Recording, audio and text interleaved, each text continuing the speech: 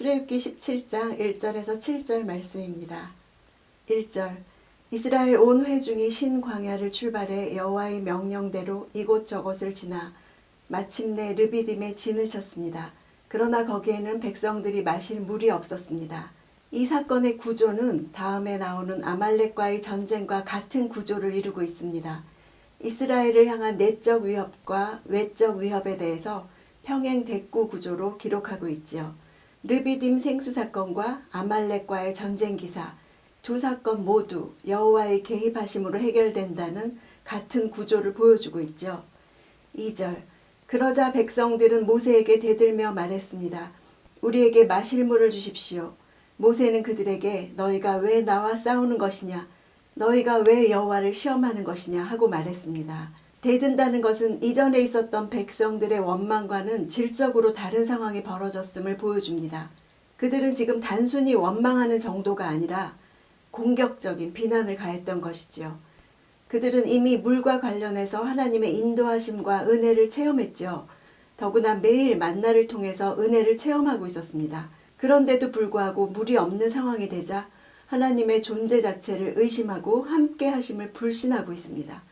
예수께서 받으신 두 번째 시험도 하나님의 능력과 존재를 불신하도록 만드는 것이었죠. 그 시험에 대해 예수께서 이 사건을 언급하십니다. 너희가 마사에서 시험한 것 같이 하나님을 시험하지 말라. 이렇게 말씀하셨죠. 그들은 물을 달라는 자신들의 요구대로 여호와께서 행하시는지 지켜봄으로써 여호와의 존재를 검증하려는 불신앙을 보이고 있습니다. 여호와께서 어떻게 해주시는가를 통해 하나님의 존재 여부를 확인하려고 하는 것은 하나님을 종의 위치에 놓는다는 의미죠. 이 사건은 그런 면에서 하나님을 시험한 모든 행동의 샘플이 됩니다. 3절 그러나 백성들은 거기에서 목이 말라 모세를 원망하며 말했습니다.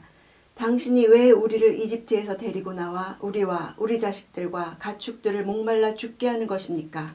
16장에서 먹을 것이 없다고 불평할 때보다도 우리와 자식들과 가축들까지 목말라 죽게 하는 것이냐고 원망의 강도가 더 심해졌죠. 믿음에는 이렇게 지속적으로 시험이 따릅니다. 우리는 얼마나 반복해서 실패하는지, 또 하나님은 얼마나 인내하시는지, 그러나 이곳까지 이끄신 분이 하나님이시라는 사실을 기억해야 하죠. 고난에 직면할 때 내 입에서 가장 먼저 나오는 말이 무엇입니까? 4절 모세는 여호와께 울부짖었습니다. 제가 이 사람들을 어떻게 해야 합니까? 그들이 제게 돌을 던지기 직전입니다. 백성들과 모세가 다른 것은 사람에게 아무 대응을 하지 않고 하나님을 향해 울부짖었다는 것이죠. 모세는 이 사람들을 어떻게 해야 하는지 자신의 무능함을 고백하고 있습니다. 이 문제를 해결하실 수 있는 분은 오직 전능하신 여호와 하나님뿐인 것을 알고 있었기 때문이죠. 우리는 어떤 사람이 돌을 던지는 것에 대해 순간적으로 대응하지 못한 것을 후회할 때가 많죠. 그러나 그것은 해결책이 아니죠. 먼저 여호와를 찾아서 내가 어떻게 하리이까 묻는 것이 서로를 위한 진정한 해결책이 됩니다. 5절 여호와께서 모세에게 말씀하셨습니다. 이 백성 앞을 지나서 이스라엘 장로들 몇을 데리고 나일강을 쳤던 내 지팡이를 손에 들고 가거라. 돌을 던질 것 같이 위협적인 백성들로 인해서 장로들 몇과 함께 가라고 하십니다. 백성 앞을 지나서 그 말은 그 백성이 보는 앞에서 그들을 통과해서 지나가라는 의미죠. 이것은 이제 하나님께서 행하실 일에 대해서 백성들의 이목을 집중시키기 위해서입니다. 6절 내가 거기 호렙산의 바위 곁 내 앞에 서 있겠다. 너는 그 바위를 쳐라.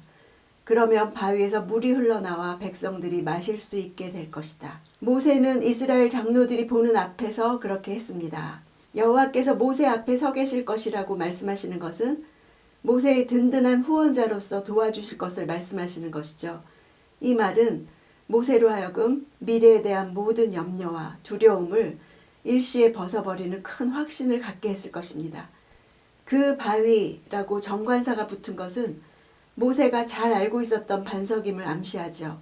여기서 인생의 근본적인 문제를 해결할 수 있는 해결책을 발견하게 됩니다.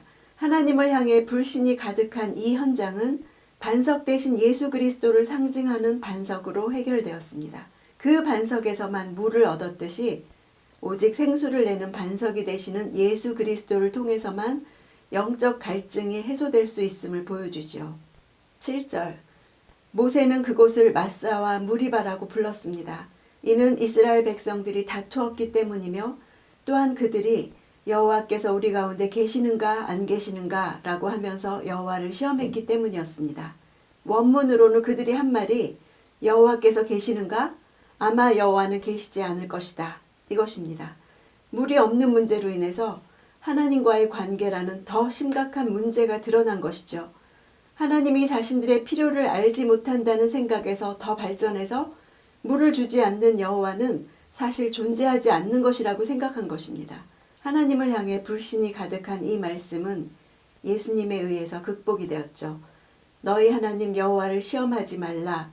이 말씀은 예수님이 시험 당하실 때 인용하신 말씀이죠. 예수님은 우리와 같은 육신을 입고 우리를 대신해서 이 말씀으로 사탄의 시험을 이기셨습니다. 높은 곳에서 뛰어내리는 것 같은 죽음의 순간에 하나님이 나를 도우시나 안 도우시나, 구원하시나 구원하지 않으시나 시험할 일이 아니죠. 시험해 보지 않아도 하나님을 신뢰하는 것이 자녀로서의 믿음입니다. 하나님은 우리가 물 없는 척박한 르비딤에 도달한 것을 알고 계십니다. 그곳이 무리바, 이런 곳으로 인도하셨느냐고 하나님과 싸우고 마사, 하나님이 계신다면 이럴 수가 있냐고 하나님을 시험하는 마음이 올라오는 것도 다 아십니다. 그러나 하나님은 또한 그 반석을 준비하신 분이십니다. 르비딤 사건은 우리가 어려움을 만날 때 무엇을 가장 먼저 생각해야 하는가를 보여주고 있습니다. 내 앞서 가시면서 마침내 약속의 땅에 이르게 하실 하나님은 르비딤도 반석에서 나는 물로 통과하게 하실 하나님이십니다. 르비딤에 있을지라도 그 하나님을 생각합시다. 반석에서 나는 생수 되시는 예수님을 만날 기회가 될 줄로 믿읍시다. 그런 고백을 드리는 시간이 되기를 원합니다.